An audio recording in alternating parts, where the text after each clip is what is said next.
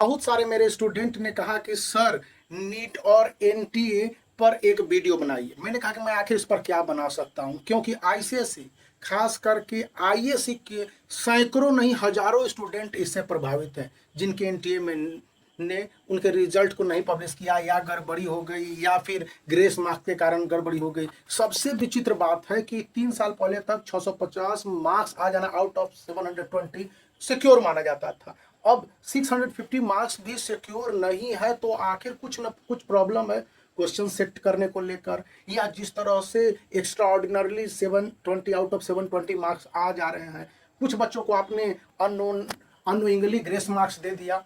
तो ये बात स्टूडेंट जो नीट के एग्जामिनेशन में भाग लिए उनके अगेंस्ट में जाता है, सभी स्टूडेंट में, चाहे जिसका हुआ हो चाहे जिसका नहीं हुआ हो, जिसको सरकारी कॉलेज मिल गए हो और जिनके नहीं मिले हो। और यह बात सिर्फ नीट तक ही रह गई है, पता चल गई तो है, हो सकता है जेई मेंस में भी इसी तरह की गड़बड़ियां रही हो, स्टूडेंट को ये चीज पकड़ में नहीं आई। कारण कई सारे हैं, और जब स्टूडेंट इन तरह के फेयर में फंस जाते हैं या उनके साथ प्रॉब्लम आती है, आज देश भर में सबसे ज्यादा अगर कोई संगठन चर्चा में या विवादास्पद है वो नीट है और इसके डीजी जो भी हैं।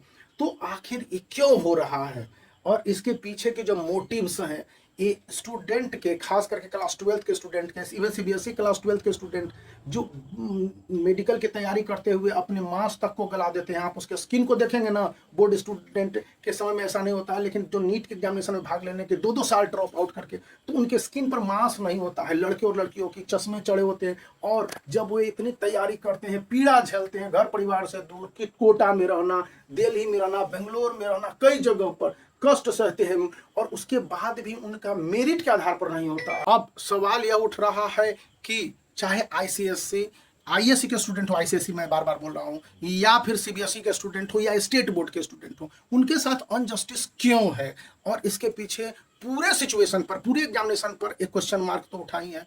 अब इसको लेकर क्या होता है, ये तो काफी रहस्यमय चीज है। क्यों हुआ ऐसा, या कई सालों से हो रहा होगा, विचित्र चीजें हैं, कई सारी बातें, इंसान है, डाउट होते हैं। और जब डाउट हो रहे हैं तो आपको सोचना होगा। पेरेंट्स हैं जो पूरा मेहनत, पूरे मतलब कि अपने जीवन भर के पारिश्रमिक लगा देते हैं, मेरा बेटा है, मेरी बेटी डॉक्टर बनेगा। अब जेई मेंस को लेकर है, कुछ कहीं कुछ रहस्योद्घाटन हो गया, तो ऐसा डाउट मेरे एक टीचर कर रहे थे। तो खैर बातें हैं, और इन बातों का मकसद है कि आपको सही ढंग से सोचना चाहिए और करना चाहिए। यदि जिम्मेदार पद पर बैठने के बाद अगर ऐसा नहीं होता है तो बहुत गड़बड़ियां हैं। आने वाले समय में जो नेक्स्ट हियरिंग, उसमें माननीय सुप्रीम कोर्ट क्या कहती है, उस पर विचार करने की जरूरत है।